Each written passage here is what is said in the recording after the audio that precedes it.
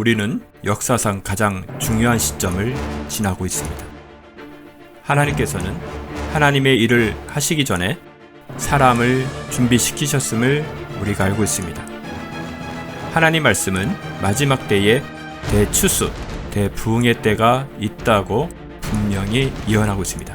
아멘. 하나님의 말씀이 그대로 성취될 것을 믿습니다. 예레미야 눈물은 잠자는 교회와 영혼을 깨우기 위해 노력하고 있습니다.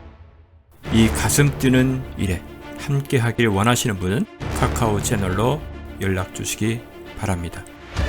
당신은 위대한 하나님의 사람입니다.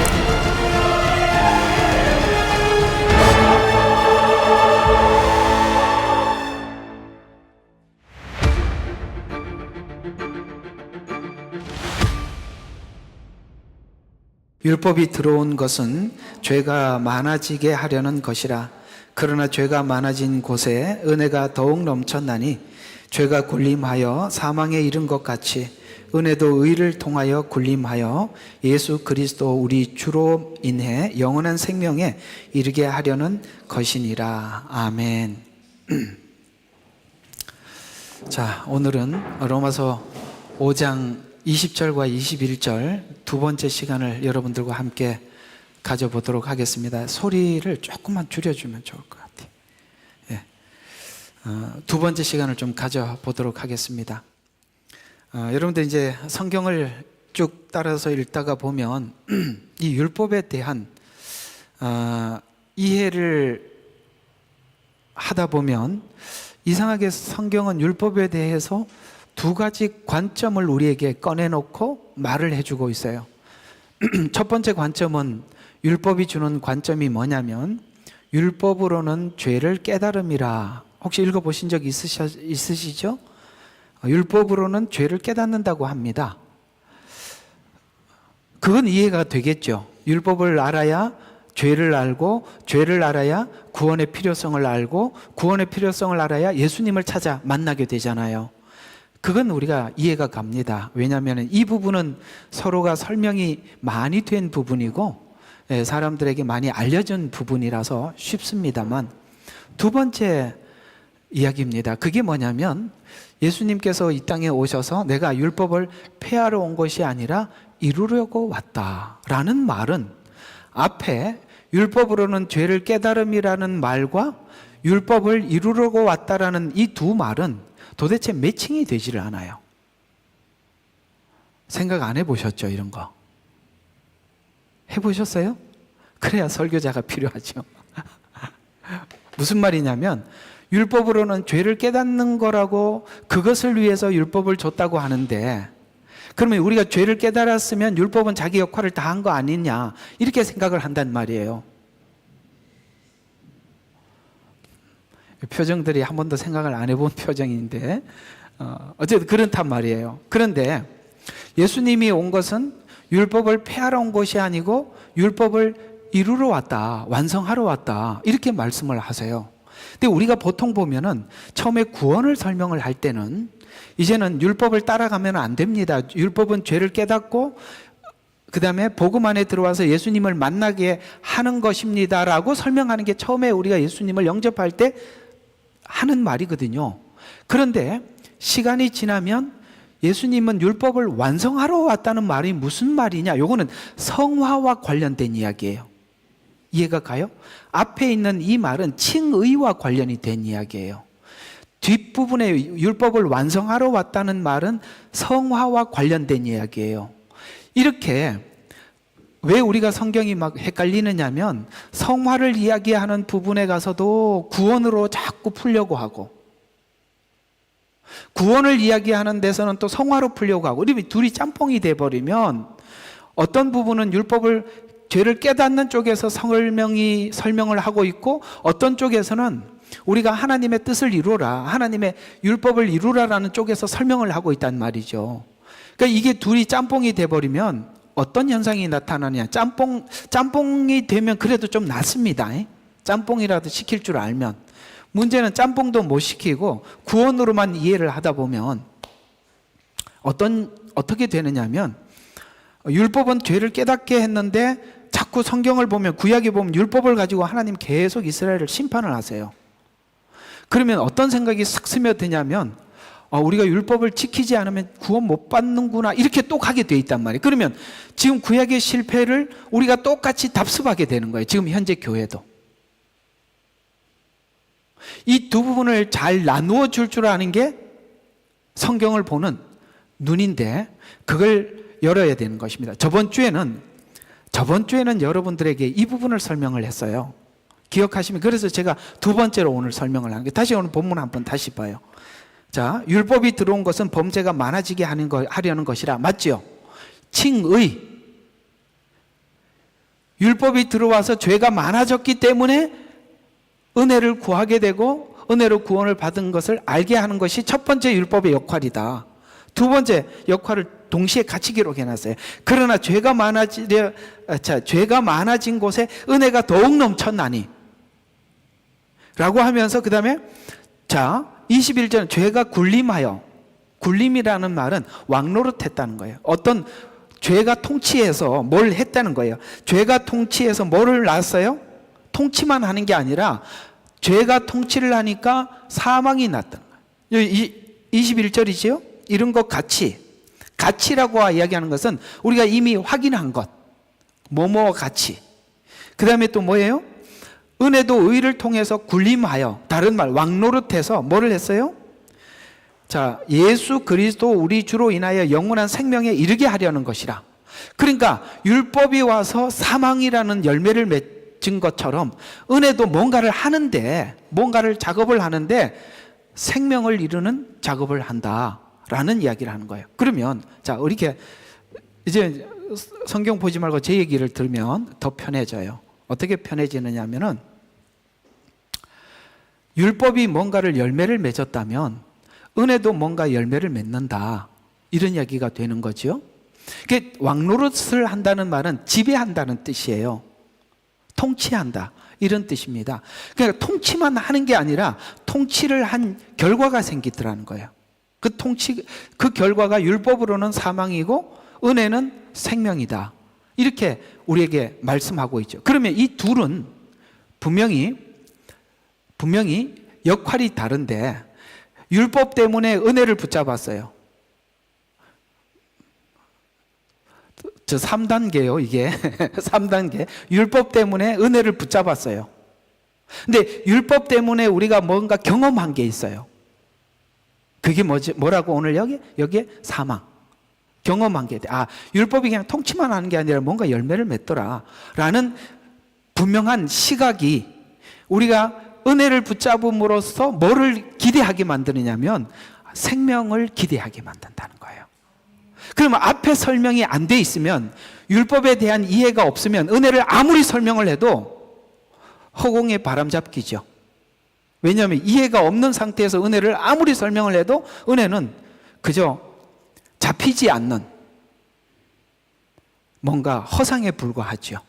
그 허상을 실상으로 만들기 위해서 하나님이 준 게 율법이라는 거예요.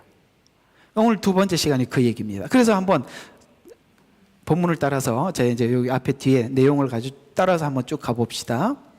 지난주에는 율법이 개입해서 얻은 유익에 대해서 설명을 했었어요.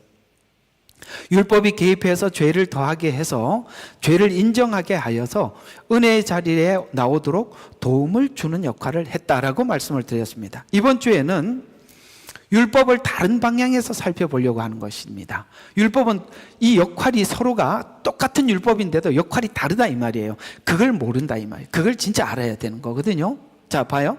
율법이 개입해서 죄를 드러내어 죄를 용서해 주었다면 은혜는 드러난 죄를 해결해 나가는데, 그죠? 용서를 넘어서서 우리 안에 있는 죄성을 깨끗게 씻어 없애는 작업까지 뭐가 하더라? 율법이 하더라는 거예요.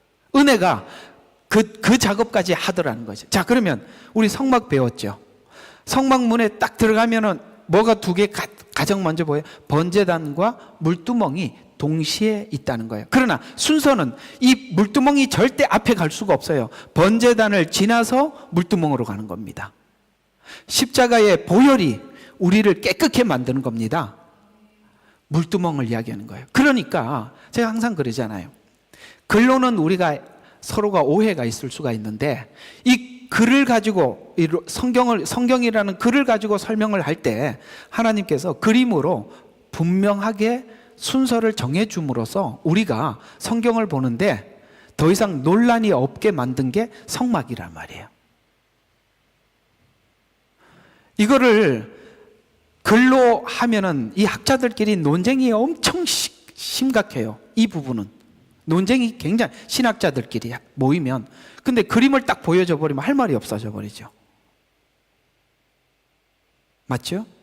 예를 들어서 여러분들 내비게이션이 얼마나 고마워요. 가는데도 따라가면서 여기까지 왔다고 300m 우회전입니다. 이것도 해주고, 그죠?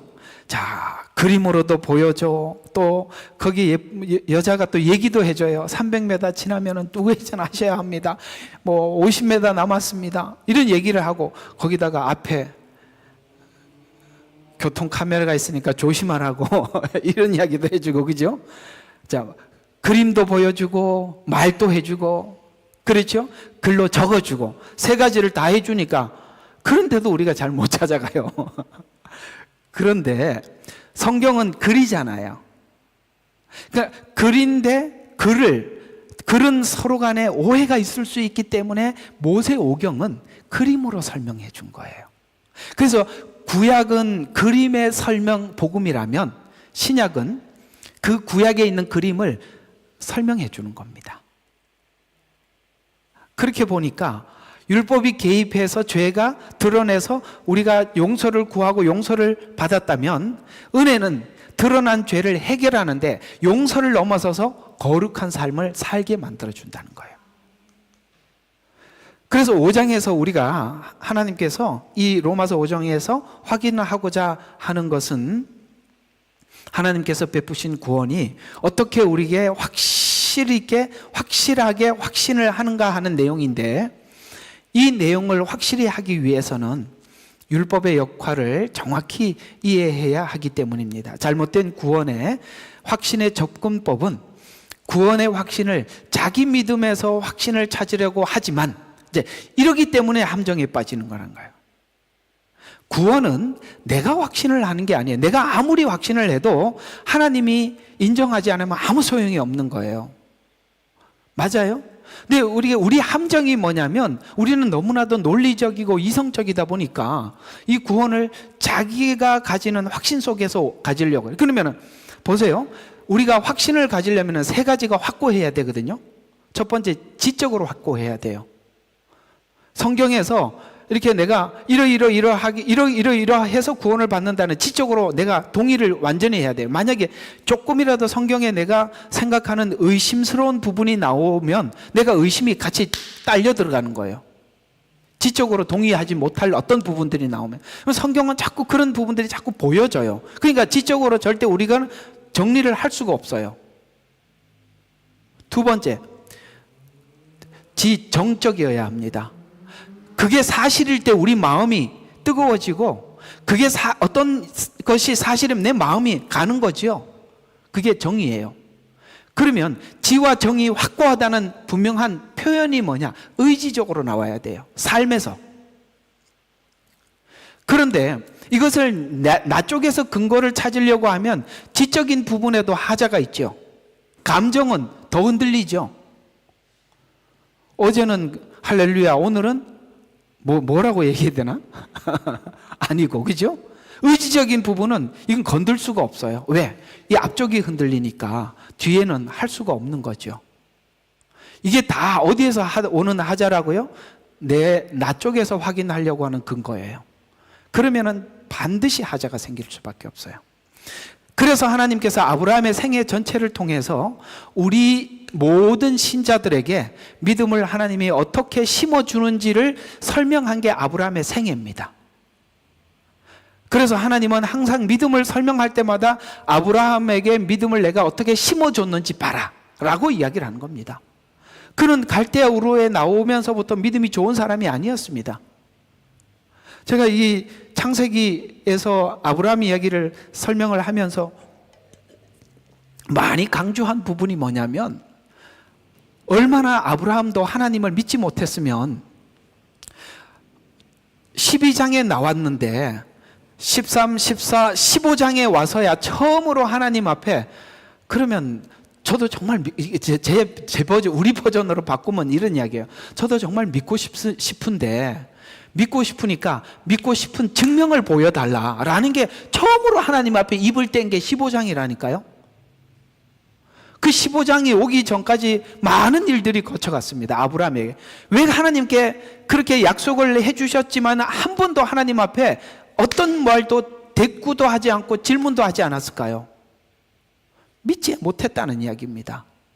그래서 하나님께서 그걸 주시기 위해서 했던 방법이, 여러분 15장에 아브라함이 하나님 앞에 예배하는, 제사 드리는 장면이, 그게 처음으로 하나님과 이 아브라함의 대화의 시작이에요. 그 전에 한 번도 대화한 적이 없어요. 아브라함은 특별한 사람이 아니라는 거예요. 우리 모두가 아브라함과 같은 그런 길을 가면서 믿음이 생기는 거예요. 그런데 아브라함이 15장 이후부터 22장처럼 그렇게 믿음이 좋았나요? 아니에요. 중간에 이스마엘을 낳고 그런 하자들이 계속 발생을 합니다. 근데 문제는 뭐냐면은, 하나님께서는 우리가 하나님을 믿게 하도록 하기 위해서 계속 뭡니까? 아브라함의 위대함은 뭐냐면, 그리스도 예수 안에는 정죄함이 없나니라는 말을 정확하게 알고 있었던 사람입니다. 자기의 하자와 자기의 문제를, 하나님께서 이 문제가 있다고 해서 아브라함을 버리는 것이 아니라 그 하자 속에서 하나님의 일하심을 보고 더더욱 믿음이 견고해지더라는 거예요. 그래서 아브라함을 소개할 때 그는 믿음이 더욱 견고해져서 라고 말을 합니다. 근데 믿음이 상향 계속 올라가서 견고해진 게 아니라, 잘못했을 때에도 하나님께서 개입하셔서 일하시는 걸 보고 더 견고해졌다라고 이야기하죠. 우리는 늘상 좋은 믿음을 가지고 좋은 믿음을 만들어내는 것이 아니라, 대략 보면 우리가 심한 마음의 압박과 고통과 한없는 외로움과 홀로됨을 경험하고 난 이후에 하나님을 만나 우리가 더욱 성숙해 올라가는 게 대부분이에요. 왜 하나님은 처음부터 갑자기 믿음을 주지 않는가? 우리는 내가 하자 있는 사람인데 하나님이 믿음을 주셨다는 걸 믿지 않으면 믿음이 자랑이 돼버리는 거거든요. 에베소서에서 나왔죠. 뭐라고 말하죠? 아무도 자랑하지 못하게 하려 함이라. 항상 하나님이 그 브레이크를 걸어놓고 믿음을 주시는 거예요. 만약에 그렇지 않으면 그 믿음은 모두가 우리의 공로가 되고 자랑이 되는 것입니다. 하나님 기가 막히신 분이죠. 네, 하나님은 자기 것을 우리한테 절대 빼앗기지 않습니다. 확실하게 가지고 가시는 분이세요. 대단하죠? 그래서 참 귀하십니다. 자, 그래서 우리가 이 잘못된 구원의 확신을 접근하게 되면, 구원의 확신을 자기의 믿음에서 확신을 찾으려고 하지만, 자기에게서 구원을 근거를 찾으려 하면 확신을 가질 수 없을 뿐만 아니라, 이게 설명을 해드렸어요, 이단에게 자신을 내어주는 것과 같아요. 왜? 신천지는 사실 구원론을 가지고 많은 신자들을 뺏어갔습니다. 구원론을 가지고요. 왜요? 구원을 자기 근거 안에서, 자기 안에서 찾으려고 했기 때문에 그 부분들을 보충을 해주는 듯 하기 때문에 그 사람들 거기 들어간 거예요. 아닙니다. 그래서 구원은 결국에 가보면은, 제가 보는 끝은 그래요. 구원은 하나님의 성품이 전부예요. 아까 우리 찬양에 구원하심이 보좌에 앉으신 하나님과 어린 양께 있다고 그러죠. 내게 있지 않아요. 이게 요한계시록의 4장인가 5장의 천상의 예배에 나오는 그 뭡니까? 장로들이 면류관을 벗어 던지면서 구원하심이 하나님께 있다. 하나님과 성부죠. 어린 양 예수님께 있다고 고백하잖아요. 이게 구원의 최고 마지막 고백이에요. 구원은 내가 믿는 믿음에 있는 게 아니라 하나님께 있다는 것을 결국 알게 돼요. 그게 무슨 말이냐? 구원은 하나님의 성품에 있는 겁니다. 요한복음이 그 얘기를 하는 거예요. 하나님은 사랑이시라. 하나님은 사랑이시라. 수도 없이 이야기하는 거예요. 그분의 성품에 우리 모든 걸 기대고 있는 것이지, 내가 믿습니다라는 내 믿음에 아무것도 우리가 걸칠 게 없다는 것을 항상 하나님이 보여줌으로써 구원을 우리가 우리 스스로 가져가지 못하도록 하나님이 꼭 붙들어주고 있는 것입니다.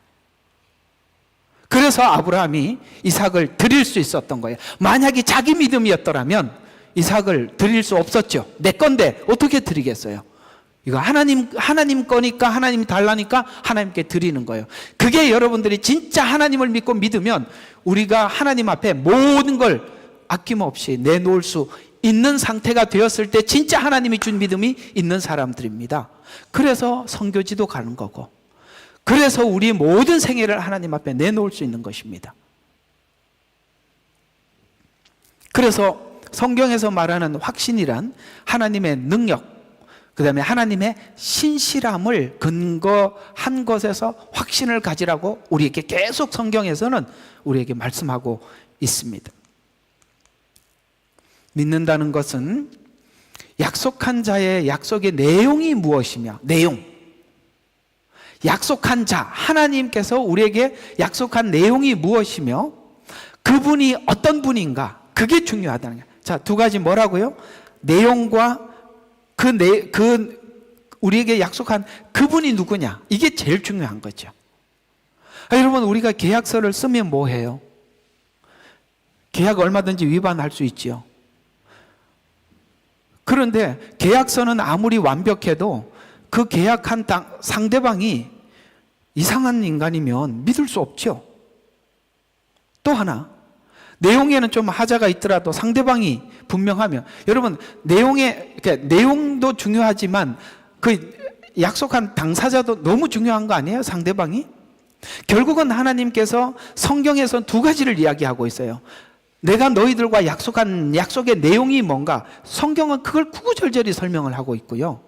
또 하나는 이 약속한 나는 누구다. 그래서 나는 전능하신 하나님이라, 나는 여호와로라, 나는 여호와 라파다. 자꾸 하나님은 자기를 소개하는 거예요. 누가 우리에게 나하고 약속한 그분이 누구냐를 설명해 주고 있는 것이죠. 내용, 그분이 누구냐. 제 설교는 대부분이 다 그런 이야기들입니다. 여러분과 하나님과 맺은 언약은 이런 것들입니다. 그리고 그분은 이런 분입니다. 항상 그 얘기잖아요. 왜? 이게 우리의 전부니까. 이것이 우리에게 확신으로 붙잡을 수 있는 것이기 때문에 그렇습니다. 그래서 성경은 자꾸 우리에게 말하고 싶어하는 확신의 근거가 뭔가를 이렇게 이야기를 해주고 있는데, 두 가지 정도만 하나님은 자꾸 자기 자신에 대해서 소개를 하는데요. 이 이야기입니다. 하나님께서 아들을 주셨다라고 하나님은 자꾸 자기를 그렇게 소개하고 계시는 거예요. 하나님은 아들을 주셨다고 자꾸 소개를 해요. 근데 언제 줬느냐 이거죠. 이게 참 중요한 거거든요. 주세요, 주세요 해서 준 게 아니라 우리가 죄인 되었을 때, 우리는 구원의 필요성도 느끼지도 못했을 때 하나님은 아들을 주셨다. 하나님은 자꾸 그걸 자랑하고 싶은 거예요. 끊임없이 그 얘기를 하고 계시는 것입니다. 그래서 1차적으로 확신을 주셨어요. 내 조건이 가장 열악한 상태에서 주셨기 때문에 그 근거로 1차적으로 확신을 설명해 주셨습니다. 그래서 성경은 이걸 가지고 은혜다라고 이야기를 하는데, 은혜란 짧게 표현하자면 내 자격이 근거가 되지 않았다가 1차적인 강조예요. 우리에게는 그래서 우리가 자꾸 이렇게 오해를 하면 안 되는 게 뭐냐면, 나는 교회를 왔다, 복음을 들었을 때, 전했을 때 알아들었다. 내 친구하고 둘이 왔는데 걔는 교회를 안 다니고 나는 지금도 다니고 장로가 되어 있다. 그러므로 내가 걔보다 낫다. 하나님은 나를 인정해. 이렇게 가면 곤란하다 이 말이에요. 아니라 이 말이에요. 저도 고등학교 다닐 때 참 친한 친구가 있어요. 지금도 가면 이제 거기서 잠도 자고 뭐 이렇게 오고 그러는데, 참 옛날에는 그렇게 친하고 할 말이 많은데 참 어색해요. 요즘은 가서 뭐 얘기도 몇 마디 안 해요. 왜? 주제가 너무 다르니까. 얘기를 좀 하기는 해네. 억지로 말을 만들어서 하는데 그것도 참 한계가 있죠. 예. 얘는 또 무슨 밤새도록 그렇게 공부를 해요. 뭔 공부를 하나 했더니 맨날 그 뭐죠? 예? 명의학이에요? 예, 사주. 공부를 어쩌면 그렇게 하나 밤새도록 해요. 상담도 많이 한다. 그래서 내가 그랬어요. 너보다 내가 나이 때 상담 오는 사람이 훨씬 많다 그랬어요. 네가 만약에 진짜 최고 절정에 올랐으면 이 모든 것이 성경으로부터 나왔다는 걸 알아야 네가 고수고, 너는 그거 모르면 다 하수야, 다 가짜야. 뭐 이렇게 하고, 제발 요한복음 좀 읽어라. 하도 부탁을 했더니 한번 읽겠다고. 그거 밤새도록 공부하는 셈 치면 그렇잖아요. 하룻밤이면 요한복음 읽고도 남을 거 아니에요. 그죠? 네가 진짜 고수면 그게 보일 거다, 성경이. 아니면 너는 다 가짜야. 그래, 막 성질 내죠. 성질을 내든 말든. 네, 참 그렇습니다. 제가 교회 다닐 좀 그 친구도 제가 교회 가자고 그렇게 했어요. 그래서 저는 이렇게 목사가 됐고, 걔는 사주팔자를 보는 사람이 됐어요. 걔가 그런 공부만 한 애가 아니에요. 참 괜찮은 친구입니다. 큰 회사에 이사까지 하고 정년 퇴직하신 참 괜찮은 친구인데, 결국은 이게 다른 길을 가니까 참, 네, 취미도 다르지, 주제도 다르지. 그래서 멍하게 앉아서 차 한 잔 마시고, 그러면 뭐 쓸데없는 이야기 몇 마디 하다 자자. 그리고 뭐, 그럽니다. 옛날 같았으면 밤새도록 이야기를 했을 텐데, 참 그렇게 됐더라고요. 그렇습니다. 은혜입니다. 우리에게는 자격이 하나도 없는데, 하나님이 찾아오셔서 우리가 제일 신비로운 게 뭐냐면 내가 예수님을 구주로 영접했다는 것이죠. 우리가 예수님을 구주로 영접하고 미래에 내 모든 인생의 소망을 걸고 가는. 근데 우리가 그게 없으면 참 얼마나 힘들겠어요. 생각해 보세요. 여러분들에게 희망이 있는 게 뭐겠어요? 우리 총각들에게, 처녀 총각들에게는 소망이 있겠죠. 혹시나 내 배우자가 누굴까? 그것도 만나고 나면 그 다음엔 또 없어요. 그다음에 애들 키워갖고 그게 이쁘죠. 사춘기 돼 보세요. 봤죠? 사춘기 얼마나 고생들 하십니까? 처음에는 육체적으로 힘들다. 나중엔 정신적으로 힘들어요. 나중에는 영적으로 힘들어요. 정말 왜? 영이 안 맞아. 영적으로 힘들어. 그러니 이게 인생인 줄 옛날에는 모르고 여기 왔는데 와 보니까 우리가 이제 물어보죠. 다시 20세로 돌아갈래? 그러면 아니요. 저는 50, 60이 좋습니다. 아이고 내가 이게 지옥 같은 인생을 또 살아 그러라고요. 이런 생각이 들지 않습니까? 근데 우리가 미래가 더 소망이 있는 것은 세상 사람들은 그걸 가질 수가 없어요. 우리에게 주신 그 약속이 더 밝아지고 더 선명하고 더 가까이 옴을 우리가 느끼기 때문에 우리가 믿는 우리들에게는 소망이 있는 것입니다. 보세요. 야곱이 젊었을 때는 형편없는 인간이다가 늙어서는 멋진 신사가 되지 않겠습니까? 여러분, 야곱을 하나님이 어떤 부분에서 자랑하고 있는지 아세요? 요셉이 총리가 되었을 때 바로와 야곱이 만나죠. 바로는 어떤 생각을 하고 있느냐면 자기가 온 세상의 통치자라고 생각을 하고 있고, 야곱은 하나님의 종이라고 생각을 하는 거예요. 서로가 서로를 우습게 여기는 거예요.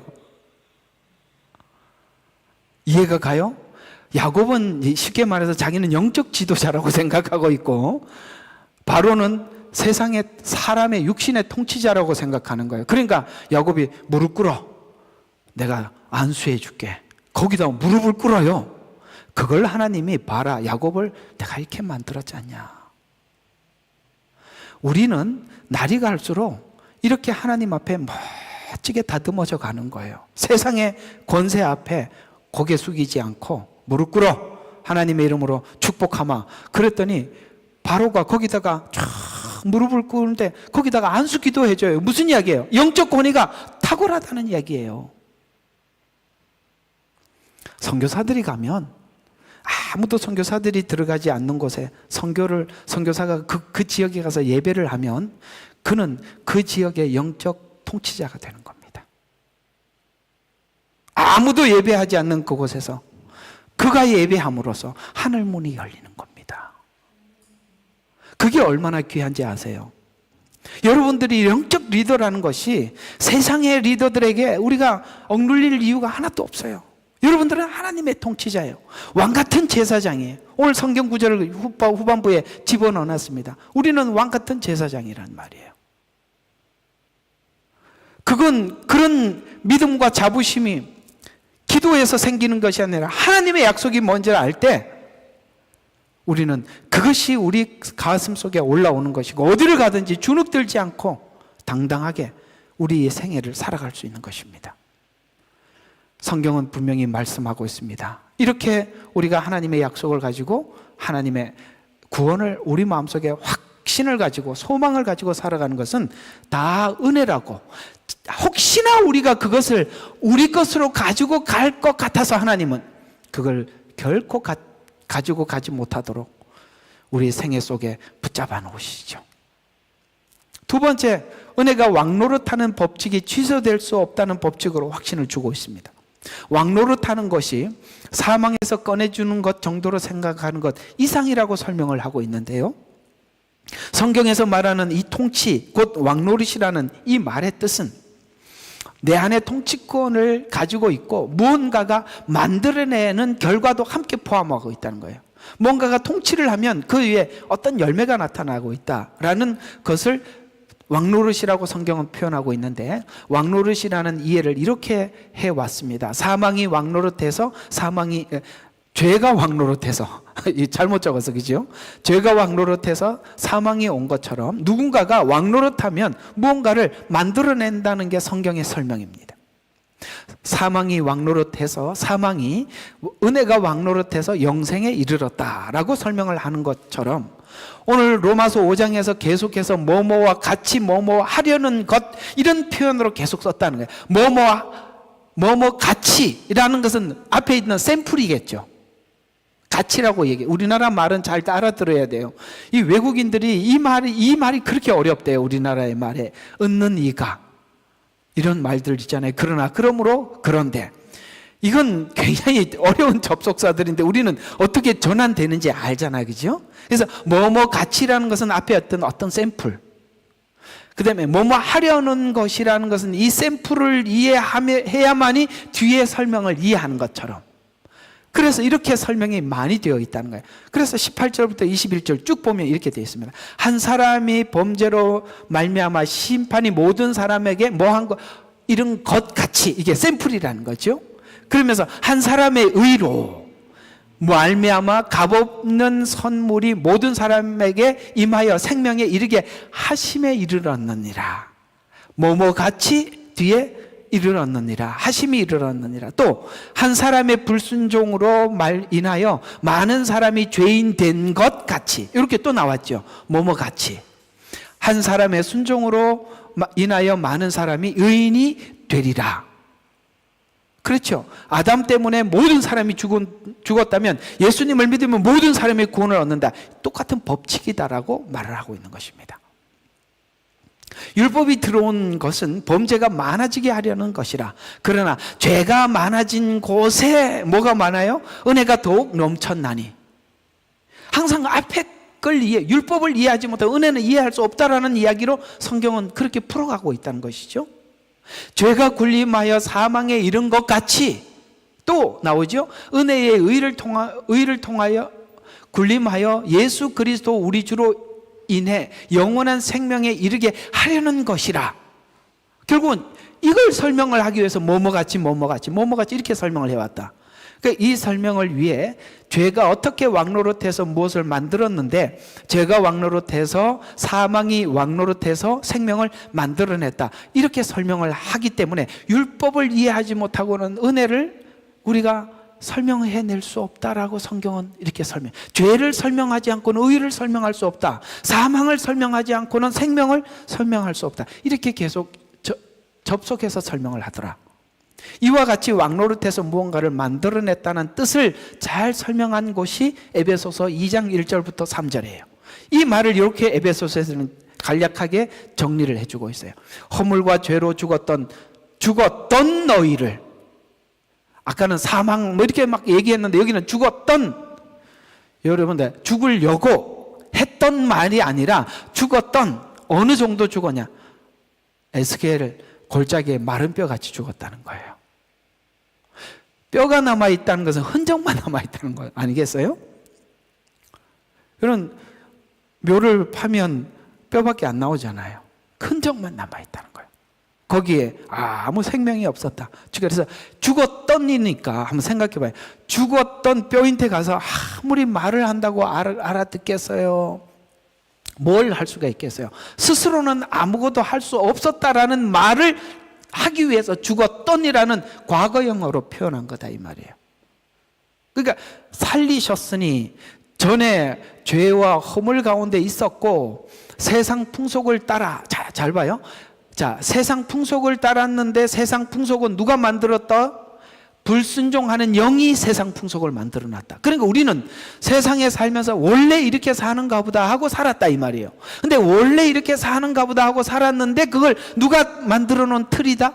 불순종하는 영, 사단의 영이 문화라는 이름 속에서 인간을 그렇게 살게 내버려 뒀다, 이런 이야기입니다. 그러니까 우리가 세상 사람들이 왜 죄에 대해서 감지를 못하느냐?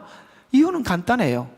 문화라는 이름으로. 그래서 지금 현재 이런 축제들이나 문화축제들이 위험한 이유가 뭐냐면 이런 것들이 전부 다 이 불순종하는 악한 영이 만들어낸 것인데 사람들이 문화라는 이름으로 사람들이 하면은 죄가 아니라고 생각하게 만들어버리는 거예요.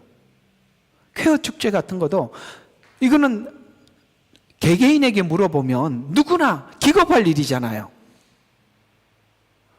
고개 좀 끄덕거려봐요. 뭐 아닌 것처럼 믿지 말고. 저 불신자들한테도 한번 쾌어 축제 얘기해 보세요. 아유, 징그러워서 막 소름이 돋는 일이잖아요. 근데 이게 문화라는 이름으로 싹 탈바꿈을 하고 나니까 아무렇지도 않아요. 이해가 가지요? 왜요? 누가 만들었다고요? 여기 나오잖아요. 불순종하는 영이 만들었대요. 그래서 세상 풍속을 따랐고 불순종한 영 아래에 있었고 육신의 욕망 가운데 있었다. 이렇게 정리가 되는 겁니다. 그래서 우리 그리스도인들은 악한 자들이 무슨 작당을 해도 다 알아차리는 거예요. 요 구도 속에서 되니까. 불순종하는 영이 사람들의 욕심을 부추겨서 문화를 딱 창조해 놓는 거예요. 근데 우리가 그것이 하나님 성경의 율법을 통해서 우리는 잣대를 가지고 있잖아요. 죄다 죄가 아니다. 그래서 저 사람들이 기독교인들 그렇게 싫어하는 거예요. 왜? 기가 막히게 사람들이 원하는 거 욕구대로 탁 갖다가 세팅을 해서 갖다 줬는데 우리가 탁 분석해갖고 아니라고 딱 꺼집어내니까 뭘 해도 찾아낸단 말이죠. 그래서 얄미운 거예요. 예. 그래서 육신의 욕망 가운데 있었다라고 말씀하고 있어요. 그래서 성경이 말하는 세상이라는 표현은 딱 이런 이야기다. 죄성이 주장하고 있는 원리의 영역 안에 있는 자들이라는 표현으로 세상 그러면 그게 딱 이렇게 세상이라는 단어가 나오면 이게 함께 딱 묶여 있단 말이에요. 뭐가 묶여 있다고요? 죄성, 욕심, 세상 문화 이런 것들이 다 딱 세팅이 된 상태에서 성경은 항상 뭐라고 표현하고 있다? 세상이라는 단어를 쓰더라. 그러니까 세상이라는 단어가 나올 때마다 이걸 같이 생각을 해야 된다는 거예요.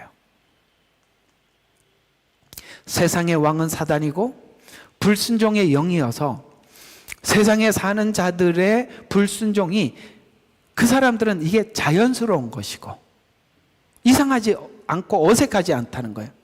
그래서 성경에는 법이라는 것이 하나님의 법이 에덴 동산에서는 한 개의 법만 있었어요.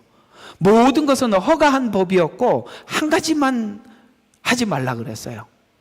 성경이 이야기하고 싶은 건 뭐냐? 인간의 마음속에 있는 욕심과 탐심은 한 가지 법조차도 지키지 못하는 것이 인간의 한계라는 것을 가르쳐 주는 것이 에덴 동산의 선악과 사건이에요. 나와서 10가지 법을 주죠. 10계명. 여러분 한 가지를 못 지키는데 10가지. 그러면 그걸 10가지를 지키면 줄어들어야 되는데 자꾸 늘어나. 왜 늘어나죠? 죄의 방법이 다양해져 가기 때문에. 그래서 세상 사람들은 이 불순종이라는 것이 어색한 것이 아니라 자연스러운 것이고 세상에는 사단의 영 불순종 아래에서는 분별도 선택권도 없기 때문에 자연스럽다인 거예요. 선택이라는 것이 앞에 있기라도 하면 이건 옳고 옳은 거구나, 이건 그런 거구나, 이 정도라도 판단을 할 텐데 어둠 속에서 무슨 분별을 하겠어요? 안 그래요? 컴컴한 데서 남이 뭘 하는지, 내가 뭘 하는지 알게 뭐요. 그냥 막 휘두르다 보면 옆에 부딪히고 그러겠죠. 그러니 여러분들이 성경을 가지고, 복음을 가지고 있다는 것은 빛을 들고 있다는 것입니다. 우리는 어둠 속에서 하는 일들을 분별해내는 능력이 있다는 거예요. 그래서 세상에 살 때는 우리가 분별도 선택권도 없었어요. 지금은 어떻습니까? 그런 것들이 분별이 되죠. 그 다음에 분별이 되니까 이제는 선택권을 가지게 되는 거예요. 그 선택이 높아지는 단계가 믿음이 좋아진 단계입니다.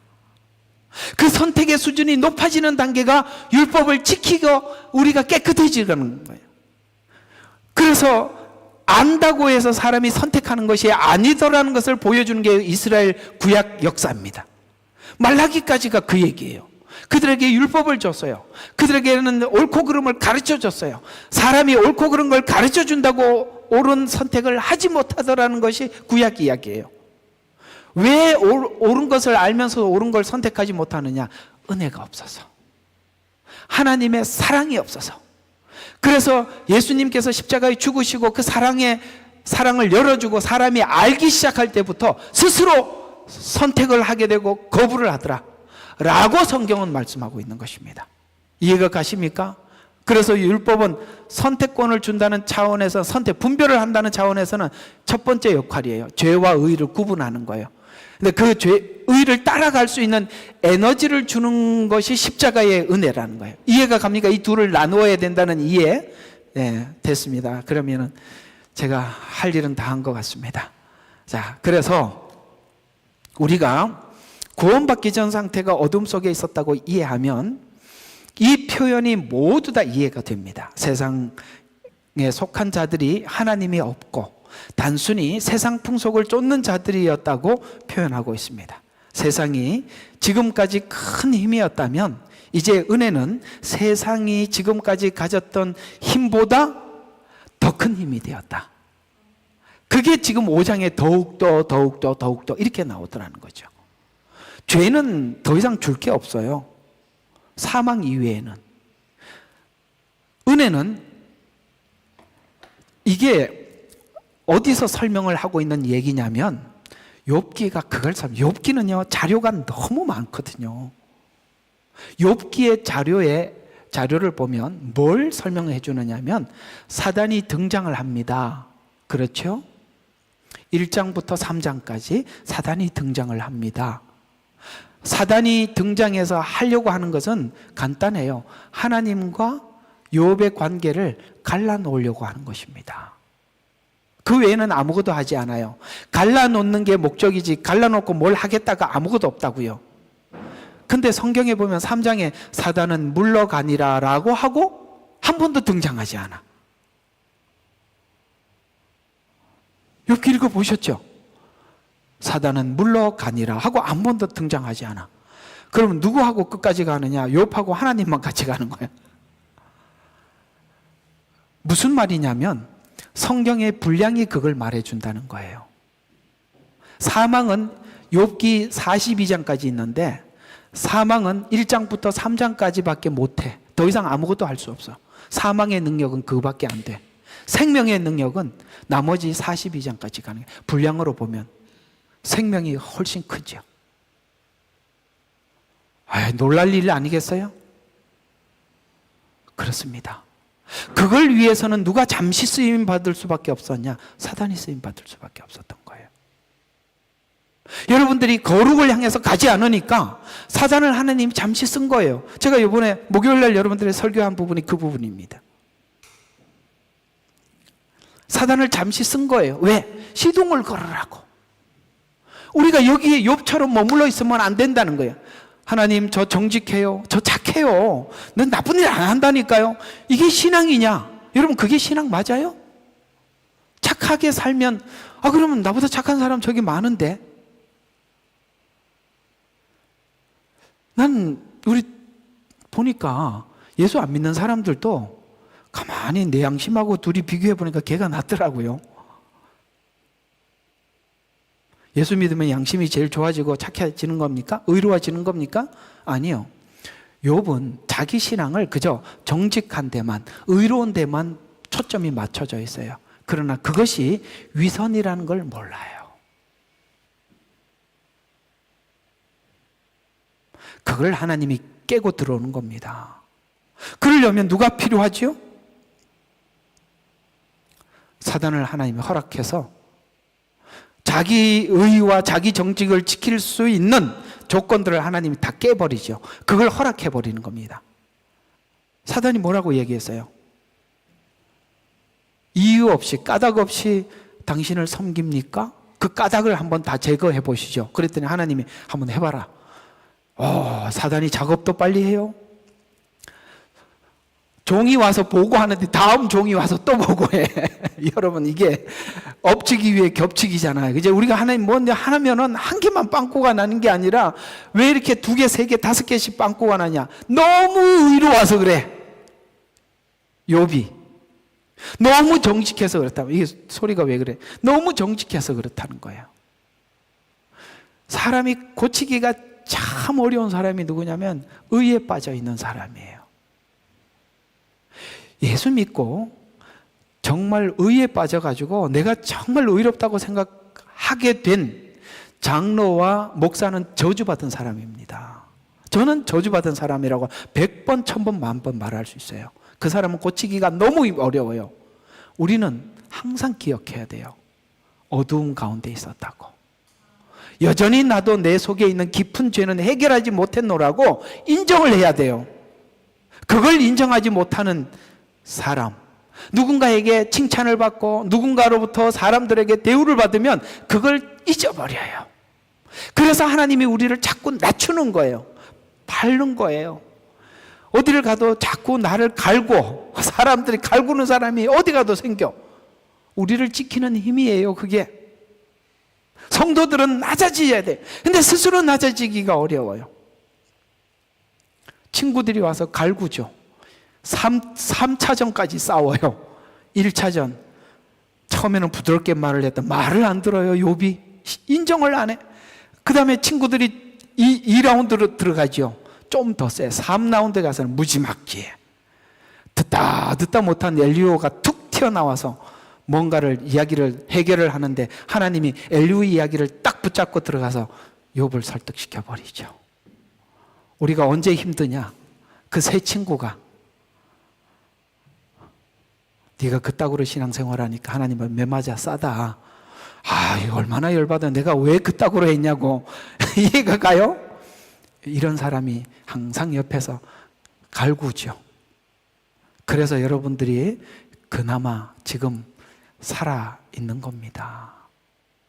아멘 좀 해봐요. 여기가 은혜되는 자리인데 왜 입을 다물고 계십니까?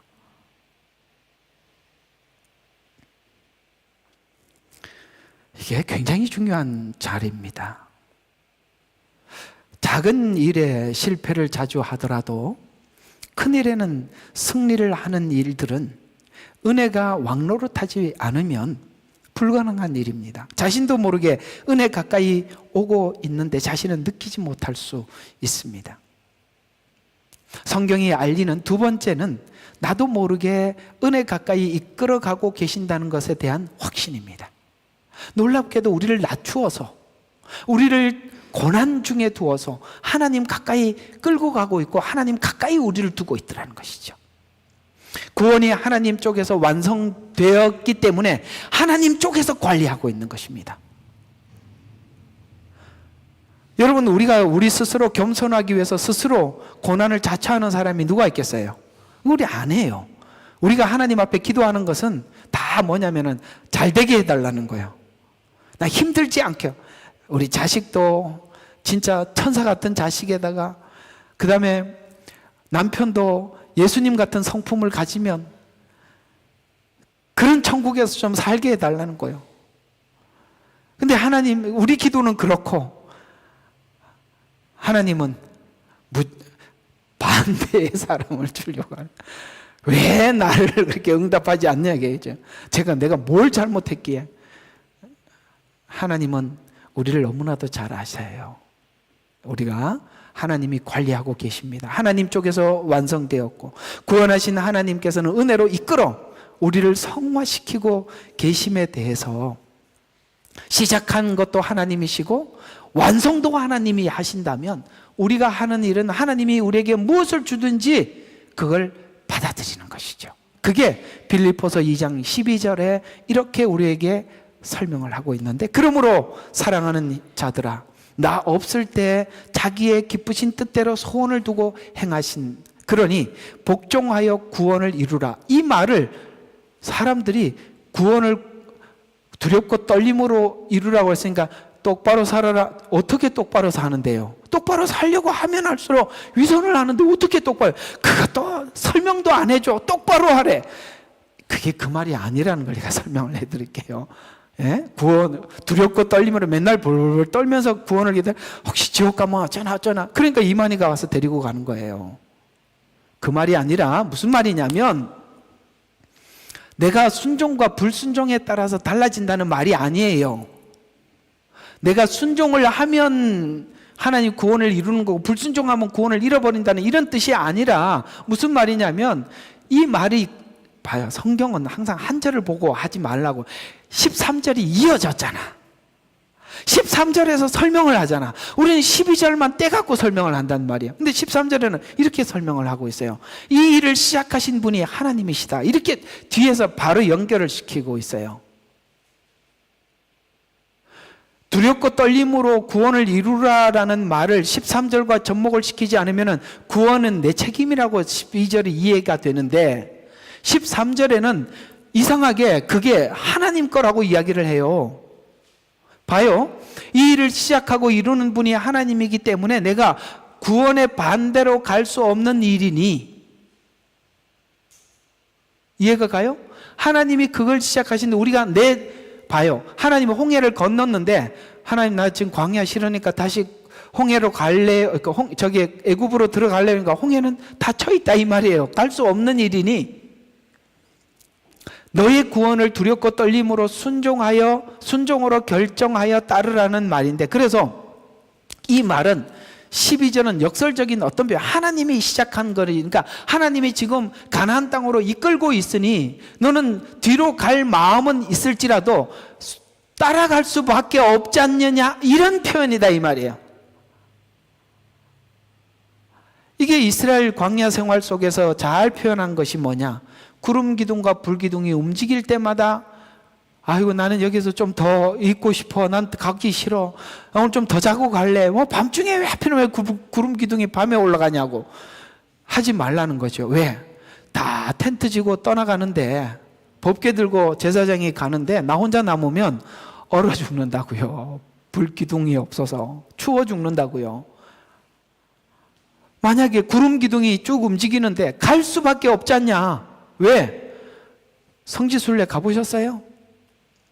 거기 얼마나 더운지 아세요? 우리 1년에 40, 50도 한번 올라가지요. 1년 내내 거의 그렇습니다.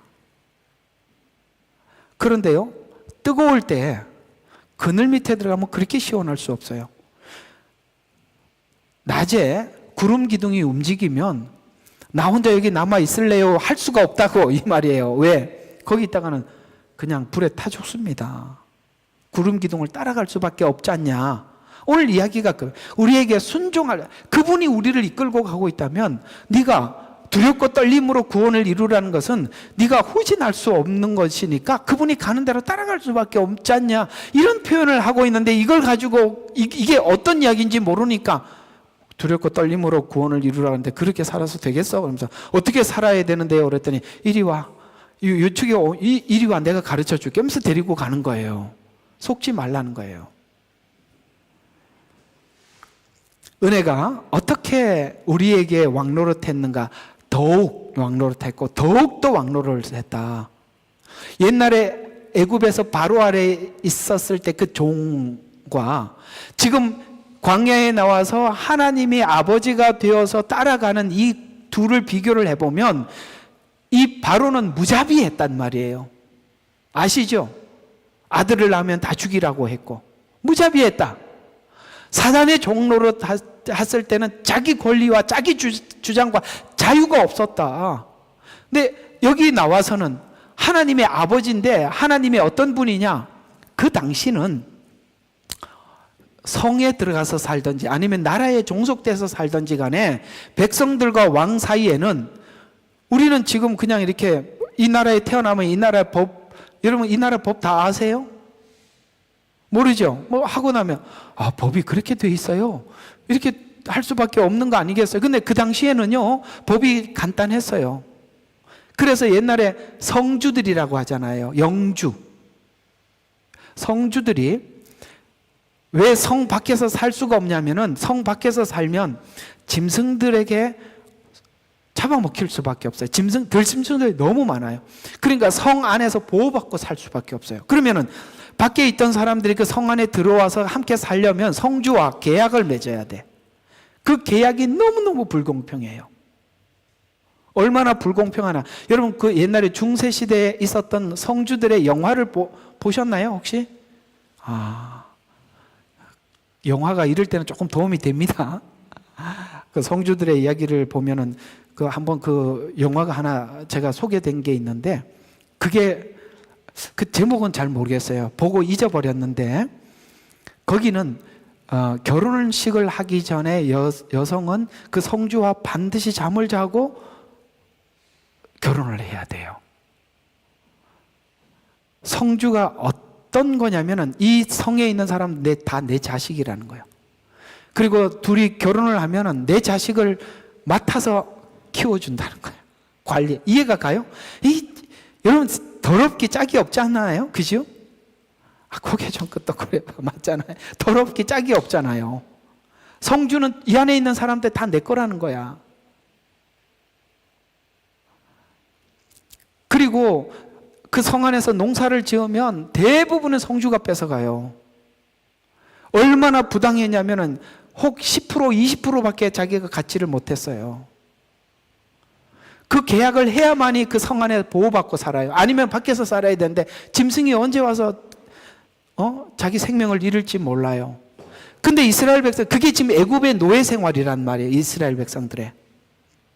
근데 하나님께서 이스라엘 백성들을 끄집어낸다. 이 경상도 말인데 나가면서 하나님이 계약을 맺자고 그러면서 계명을 주는데 바로가 이스라엘 백성들에게 했던 계명과 10계명은 인격 차이가 너무 나는 거야. 여기는 무조건 종으로 부르는 거야. 이해가 가요? 근데 하나님은 계명을 보면은 얼마나 인격적인지 몰라요. 나 외에 다른 신을 섬기지 마라. 우상을 두지 마라. 하나님과 관계. 그리고 이웃과의 관계. 여러분 애굽에서 살 때는 이웃을 그렇게 하지 않았어요. 10계명처럼. 지금 이 10계명은 그 당시로 보면은 상상을 초월할 인격자이신 그분과 계약을 맺은 거예요. 아셨어요? 그분이 누구냐를 예수님을 통해서 설명할, 나는 은혜롭고 자비롭고 은혜가 풍성하신 하나님이시다 라는 것이 성경 역사를 통해서 예수님을 통해서 우리에게 모두 공개한 겁니다. 아까 말씀드렸죠. 계약의 내용도 중요하지만 계약하신 그분이 누구냐가 더 중요하다고. 그래서 로마서 5장 9절에 보면 그러므로 이제 그의 피로 말미암아 하나님은 이 예수님의 십자가의 죽음이 하나님의 모든 증거예요. 그러니까 하나님은 어디를 가도 당신 자랑을 뭐냐면 나 아들을 준 하나님이다. 이게 하나님의 이야기 전부예요. 우리가 그 안에서 어떤 말씀이든 율법의 어떤 말씀이든지 우리는 다 수용하고 아멘 하는 거예요. 왜? 그분이 누군 줄 아니까. 하나님이 우리에게 어떤 여러분 주변의 환경과 배경을 주더라도 받아들이는 거예요. 왜? 그분이 어떤 분인 줄 아니까. 이해가 가요? 왜 이렇게 주세요가 아니라 그분이 어떤 분인지 아니까 나한테 맞는 걸 준 거예요. 이렇게 생각하면 돼요. 나는 왜 이렇게 자식 복도 없나? 여러분이 애지간해서 그러는 거예요. 맞나요? 그래서 그런 거예요. 그래서 더욱더 그를 통하여 진노로부터 구원을 받게 되리라. 이 진노는 우리가 얼핏 생각하면 지난날 예수 믿지 않았을 때 심판을 생각하겠지만 훗날 우리가 주님을 만났을 때 부끄러운 것도 이야기하는 거예요. 우리를 다듬어서 데리고 가고 싶은 겁니다. 그래서 진노로부터 구원을 받게 되리라. 그 더욱더 은혜가. 그래서 예수님의 죽으심이 죄사함과 자녀됨으로 끝나는 것이 아니라 그저 죄사함을 받고 하나님 자녀됐다 이런 얘기로 끝나는 것이 아니라 죽으심까지 시작하였기 때문에 우리 안에 간섭하는 일이 크실 수밖에 없다. 왜요? 구원을 하나님이 대충 한 게 아니잖아요. 그 정도로 했다면 이렇게 생각해야 돼요. 누구도 하나님의 고집을 꺾을 사람은 이 세상에 아무도 없다. 아들을 죽여서 우리를 구원하시는 하나님이라면 우리가 뭘로 말리겠냐 이 말이죠. 그래서 간섭하심이 크실 수밖에. 그래서 쉽게 말해서 시작이 100%라면 완성은 훨씬 그 이상일 것이다 라는 이야기입니다. 이 은혜는 범죄와 같지 아니하니 어떤 의미에서 같지 않은가? 선물이 많은 사람들에게 넘쳤으리라. 죄가 왕노릇한 것과 같이 은혜가 왕노릇한 것에서 서로 비교가 되지 않을 만큼 은혜의 힘은 더욱더 크더라. 그래서 여러분들의 은혜는 매일매일 우리 속에서 작용하잖아요. 모든 선택 속에서 은혜가 작용을 하잖아요. 하나님이 이걸 기뻐할까? 기뻐하지 않을까? 내 스스로 기뻐하지 않는 데서 내 발이 스스로 이렇게 돌아갈 줄 아는 엄청난 힘이에요. 세상 사람들은 아무것도 모른다니까요. 그냥 한다고요. 근데 우리는 그게 우리 스스로 돌아서는 수 있는 능력을, 은혜를 우리에게 주신 거란 말입니다.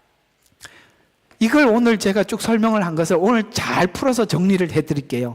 시편 1편으로 가보면 그게 그 얘기예요. 우리 수요일마다 시편 하잖아요. 시편의 주제는 시편 1편이거든요.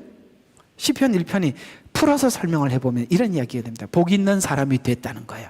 여러분이 은혜를 받았다는 것은 복 있는 사람이 되었다라는 것입니다.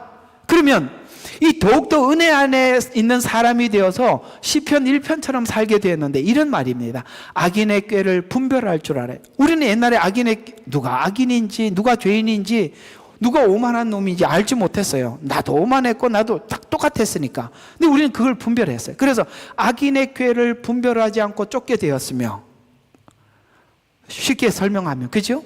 죄인의 길을 분별해서 따라가지 않게 되었어요. 야, 이렇게 하자. 아니야. 그건 하나님 기뻐하지 않아. 그걸 분별해서 따라가지 않는 사람이 돼. 이거 엄청난 거 아니겠어요? 그 다음에 뭐죠? 오만한 자의 자리에 앉지 않을 만큼 겸손하게 되었고, 또 뭐지요? 여호와의 율법도 즐거움으로 받아들여요. 옛날에는 법이 다 짐이었어요. 아이고, 천국 가려고 율법을 지켜, 이게 아니라 즐거움으로 받아들이는 사람이 되고, 그 다음에 그 법을 묵상하며 살게 되어서 분별도 하고 그 말씀을 계속 묵상하게 돼요. 그 다음에 구별된 삶을 살게 되었다는, 그리고 악인을 구별할 수 있게 되어서 그들이 바람에 나는 겨와 같은 존재라는 것도 알게 되었다는 거예요. 왜냐하면 내가 세상에 있을 때 알맹이 없는 겨였기 때문임을 알게 되었고, 지금은 시냇가에 심은 나무가 되어 항상 하나님의 은혜, 하나님의 말씀을 공급받는 사람이 되었다는 게 시냇 물가에 심겨졌다는 거죠. 그래서 형통한 자가 되었다라는 말을 하고 있습니다. 그러면 이 형통이 뭐냐? 형통은, 세상 사람들의 형통은 잘 풀리는 것.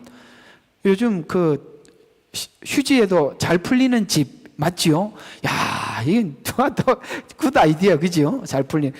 그게 세상 사람들은 잘 풀리는 게 형통이라고 하는데, 성경은 형통을 요셉을 보고 형통이라고 이야기를 하는데, 어떤 환경에도 굴하지 않고 믿음을, 말씀을 선택해 나가는 것, 이게 형통이라고 소개하고 있단 말이에요. 그래서 여기 이렇게 이야기하죠. 요셉은 보디발 집에서 감옥에, 여러분 불행한 연속이에요. 형제들에게 팔리고 보디발 감옥에서 살았더니 형통한 자가 되었다라는 것은 거기에 굴복하지 않더라는 것이죠. 저는 이렇게, 만약에 요셉이 하나님을 알지 못했던 사람이었다면 이런 데서 하자가 생겼을 것 같아요. 어디서 하자가 생겼냐? 그 외로운 시간을 보내는데 보디발 아내가 좋아하잖아. 권력이 있잖아요. 그래서 옛날에 형들 어떻게 해가지고 좀 복수를 할 기회를 잡아볼까? 뭐 이런 생각도 할 수 있을 거고, 그 외로움으로 인해서 아마 그는 다른 길을 갈 수 있었을 거라고 생각이 들고, 두 번째는 뭐냐면 그가 총리가 되었을 때, 형제들을 만났을 때 절대 용서하지 않았을 겁니다. 그의 마음속에 원수가 사라졌다는 것은 그 모든 과정이 하나님의 손에 의해서 이끌려 왔다는 것을 알고 난 이후에 도리어 형들이 무서워했지 요셉은 그럴 마음이 전혀 없었어요. 이게 형통한 거예요. 우리는 형들의 배반과 같이 그런 아픔을 우리가 살다 보면 겪을 때가 있어요. 그죠? 보디발 집에서 정직하게 행했지만 간 곳은 뭡니까? 누명을 쓰고 감옥에 갔어요. 우리가 이런 일들이 있으면 분과 한이 쌓이는 거예요. 근데 그게 쌓이지 않았다는 증거를 형제들에게 보여주는 것이 창세기의 끝이에요. 그게 형통한 거예요. 여러분에게 분이 쌓이지 않고 한이 쌓이지 않는 것이 형통이라는 거예요. 왜 그게 가능하냐? 하나님이 내 생애를 인도하는 과정 속에서 보디발 집에서 얻은 게 있고 감옥에서 얻은 게 있어요. 여러분, 우리 인생이 형통하기를 원하는데, 제가 살아보니까, 제가 이제 나이가 60이거든요. 이상 나이 된 분들을 보면 뭔 권면을 하지를 못해. 왜냐하면 고집이 너무 세. 왜 이렇게 고집이 세졌나 하고 봤더니 상처가 너무 많아. 그러니까 고집이 세질 수밖에 없겠죠. 우리가 살면 분이 쌓이고 한이 쌓이고 상처가 깊어지면 누가 무슨 말을 해도 믿으려고 하질 않아요. 남의 얘기를 들으려고 하지 않아요. 왜? 상처가 깊으니까. 근데 하나님의 사람들은요, 그 사람들하고 달라요. 저 보세요, 다르잖아요. 전 들을 수 있어요. 제 마음도 낮출 수 있어요. 그게 조절이 가능하다는 거예요. 왜? 과거의 모든 과정들이 하나님께서 나의 어떤 성품들을 고치기 위한 어떤 한 과정을 지나왔다는 것에 대해서 감사할 뿐이에요. 요셉이 그래서 형통한 사람이 된 거예요. 그게 시편 1편의 형통이 뭔지를 설명해 주고 있는 거예요. 분별할 줄 안다. 그 자리에서 스스로 옮길 줄도 안다. 하나님의 말씀을 묵상하고 그래서 열매가 나타난다. 이렇게 된 것이 하나님의 복이다. 형통한 것이다. 라고 이야기해요. 그래서 구원의 확신은 나를 구원으로부터 부르신 하나님이 누구이고 어떤 분인가에 대해서 최소한 이것은 안다. 나 같은 것, 죄에서 부르신 하나님. 이 부분이 모두 선명해요. 나 같은 것을 죄에서 부르신 하나님. 성도는 지금부터 거룩에 대한 초대로 부르심을 계속 듣습니다. 내 안에 더러움을 몰아내기 위한 갈등을 내가 겪고 있다는 것이 달라진, 갈등을 하고 있다는 것이 여러분이 뭔가가 새로운 곳을 향해서 탈출하고 있다는 것입니다. 그렇죠? 세상 사람들은 갈등하지 않아요. 그래서 나중에 나이가 들어서 예수를 믿으면 참 이게 고치기가 너무 어려운 거예요. 뭐냐면은 옛날에는 갈등하지 않고 자연스러웠던 것들이 이제는 오랫동안 시간이 지나서 굳어졌단 말이에요. 정착이 됐는데 복음을 얘기를 하면 그걸 꺼내놓기가 그렇게 어려운 거예요. 그래서 젊었을 때 빨리 예수 믿어야 되는 거예요. 나이 들어서 예수를 믿으라고 그러면 말을 듣지를 않아요. 고집이 얼마나 센지. 세상 사람들이 죄 아래서 겪는 갈등과 성도가 죄 아래서 겪는 갈등은 서로 질이 달라요. 그들은 죄인지 모르고 그냥 하고 우리는 갈등을 겪는다는 것이죠. 그래서 우리는 하나님의 이런 요청을 받습니다. 이 요청에 과감히 반응할 믿음을 소유하게 된 것인데, 어둠에서 벗어나 거룩의 요청에 대답할 처지가 된 상태에서 있는 것이 신자의 현 주소입니다. 이 말씀을 성경은 이렇게 신자들은 여기에 와 있다고 소개하고 있는데, 베드로후서 2장 9절과 11절에 그러나 너희는 택하신 족속이요 왕같은 제사장이요 거룩한 민족이요 그의 소유된 백성이니 이는 너희를 어둠에서 불러내어 그의 기이한 빛으로 들어가게 하신 이의 아름다운 덕을 선포하려고 우리를 구원하셨다 라고 말씀하고 있어요. 너희가 전에는 백성이 아니더니 이제는 하나님의 백성이에요. 전에는 국류를 얻지 못했더니 이제는 국류를 얻은 자니라. 사랑하는 자들아, 거루민과 나그네 같은 너희를 권하노니 영혼을 거슬려 싸우는 육체의 정욕을 제어하라는 말을 크게 듣게 됐다는 거예요. 이걸 얼마나 크게 듣느냐가 여러분들이 하나님과의 관계가 깊으냐 얇으냐에 따라서 다르다는 것이죠. 정욕을 제어하라. 그래서 9절에 보면 신자가 어둠에서 빛으로 부름을 받은 거룩한 신분을 설명하고 있고, 10절은 이전과 이후의 극명한 차이, 곧 거룩의 요청을 받을 수 있게 된 처지를 분명히 보여주고, 11절은 그래서 이제는 거룩한 요청에 적극적으로 반응하여 육체의 정욕을 제어하여 살아갈 요청에 우리가 반응하게 된 거. 요셉이 보디발 집에서 그걸 반응한 거예요. 맞지요? 아, 이거는 죄구나. 반응을 하나님 앞에 한 겁니다. 이게 달라진 거래요.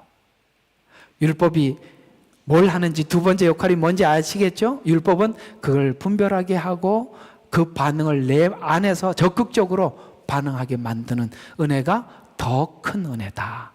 결론입니다.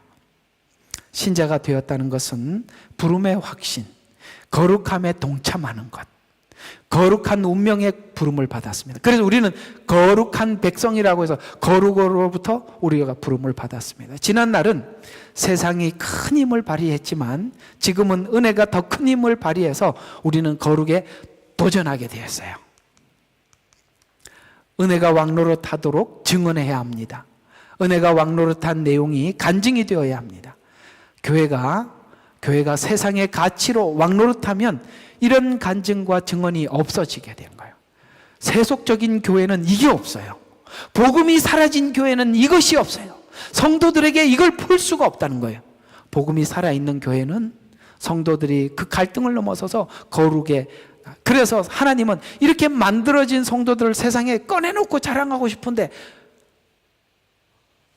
마음껏 자랑하는 교회가 되기를 기대합니다. 교회에 들어와서 거룩과 생명과 진리를 사모하고 세우기 위해서 무엇인가 사역해야 하고 자랑해야 잘합니다. 그래서 하나님께서 우리가 자꾸 그런 걸 꺼내놓고 자랑하면, 그래서 질그릇에다 보배를 담아놓고 하나님이 어디를 가도 우리는 세상 사람들과 똑같은 질그릇 같은데 하나님 자꾸 깨요. 옆집도 고난을 당하고 나도 고난을 당하는데 똑같이 고난을 당하는데 고난을 당하는 태도가 다른 거예요. 하나님 자꾸 보여주고 싶어요. 너는 왜 이렇게 힘든데 얼굴이 이렇게 행복하냐? 이렇게 묻게 만든단 말이에요. 내 속에 예수님이 있어서 그래. 예수님이 뭔데 그렇게 너 힘들어요. 얼굴이 우거지상이고 그냥 매일 잠도 못 자고 그냥 이렇게 힘들어야 되는데 너는 왜 이렇게 행복하냐? 이걸 묻게 만들더라는 거예요. 하나님 왜요? 자랑하고 싶어서. 하나님 여러분을 깨트린대요. 여러분 집에서도 여러분을 깨트린대요. 옆집에 가서도 깨트리, 직장에서도 깨트린대요. 오늘 이 말씀에 또 한 주간 가서 하나님 자꾸 깨트릴 텐데 힘을 얻고 가시기를 바랍니다. 그만 울고 하나님 앞에 나갑시다. 기도합시다. 하나님 고맙고 감사합니다. 오늘도 귀한 은혜 주셔서 주님을 찬양합니다. 아버지 하나님, 이 주신 귀한 말씀 우리에게 생명이 되고 양식이 되어서 아버지 하나님 더욱더 주신 이 은혜가 왕노릇하게 해주셔서 정말 하나님의 은혜를 담아내는 귀한 그릇들이 되게 하옵소서. 예수님 이름으로 기도합니다. 아멘. 예레미야의 눈물은 시대에 맞는 말씀 선포와 변질되지 않은 순수 복음을 외치고 있습니다. 함께 연결되어 하나님께 예배드리며 이 마지막 때에 하나님께 쓰임받길 원하시는 분은 카카오 채널로 연락 주시면 연락 드리도록 하겠습니다. 고정 댓글에 채널 경고와 삭제에 대비한 예비 채널과 제2채널 링크를 올렸습니다. 이 채널 또한 구독 부탁드리겠습니다. 감사합니다. 우리는 역사상 가장 중요한 시점을 지나고 있습니다. 하나님께서는 하나님의 일을 하시기 전에 사람을 준비시키셨음을 우리가 알고 있습니다.